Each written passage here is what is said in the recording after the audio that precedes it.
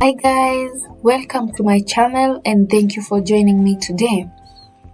I'm going to show you how to make a spiral effect in Adobe Illustrator using Distort and Transform effect.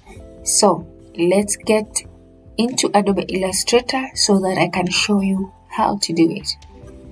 So open your Adobe Illustrator and create a new file.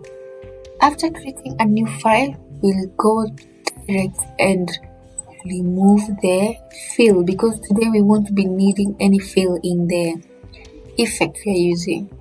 After removing the fill, we'll go to the shape tool and pick the ellipse tool. After we pick the ellipse tool, we are going to hold shift and create our ellipse. Then we align our ellipse into the center of our artboard. After we align it, we go to stroke so that we can increase the size of our stroke. We want it to be a bit bigger so that we can see what we are doing on the stroke. Okay, I'll leave it as 25, and then from here we need to disconnect our cycle or our ellipse so that we can have some few pieces which we will use for it to portray the effect we want. So from here we'll go to the eraser tool here, and under eraser tool we have the scissors tool. So we take the scissors tool and go on the point on the anchor point and just click. The other one, click. This way we are disconnecting our ellipse tool into different parts. So when you do like this, you see you can move one part. So this is what I meant by disconnecting our ellipse. So after disconnecting our ellipse, we are going to select all of them and we need to group them because we are going to work on the same things for each and every part of this ellipse. Then we go to the appearance and the stroke. We round our cup and we get some dashed lines. So for me, I already know the value I am going to use for the gap, but for the dash I leave it as a 0, and for the gap I'll put 20. So this is what I want to be using for today.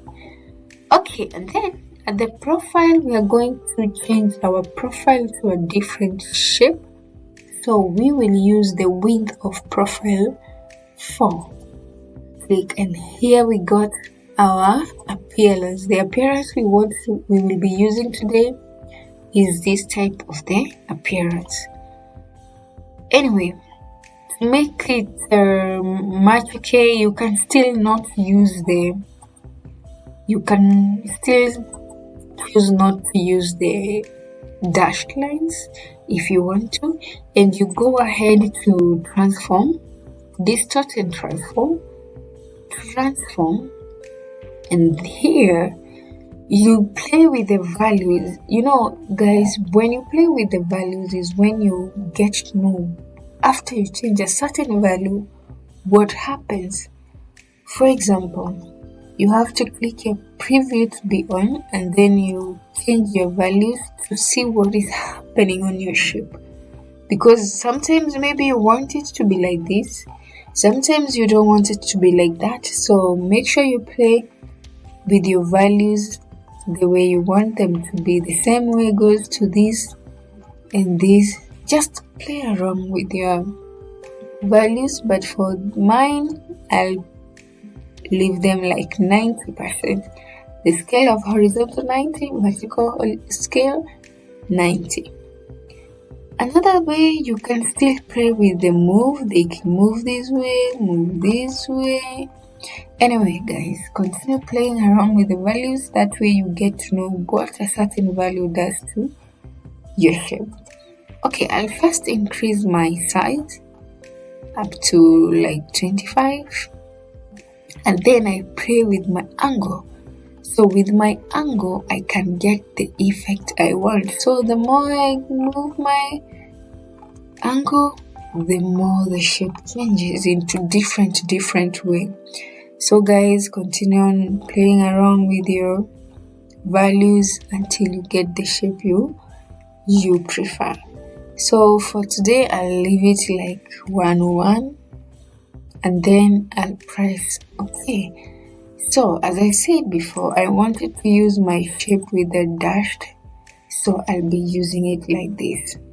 I just wanted to show you can still use it without dashed lines, and you use it with the plain lines. Okay guys, after here, our effect is already done, but for me, I want to change a bit on the size and the color. So I'll go ahead and create a rectangle. So my rectangle will be like the background I want, and then I remove the stroke and change the color to something like this. And go to layers and lock my background, because I don't want every time I select something, then my background moves. Okay guys, so from here, I'll select my group, and I want my group to have a gradient. So I'll go to gradient and change some colors.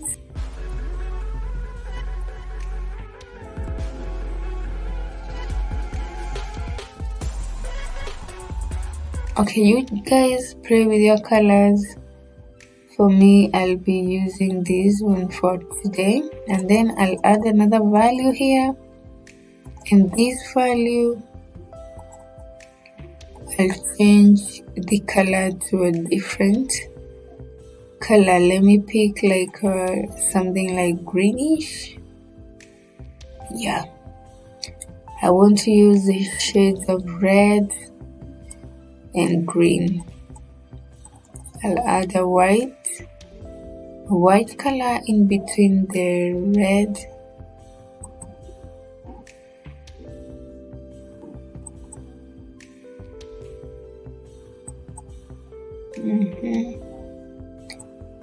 change the values of my DC like this. And yeah guys, I urge you to continue playing around with your values, and you show me what you. So please comment on under this video so that we can know and show us what you made. So for today, I'm going to stop my video here. Thanks for following along. Thank you for watching. And if you're new here, subscribe and click that bell button so that you can get informed when I post something simple to follow along. Thank you for watching. Till next time. Bye bye.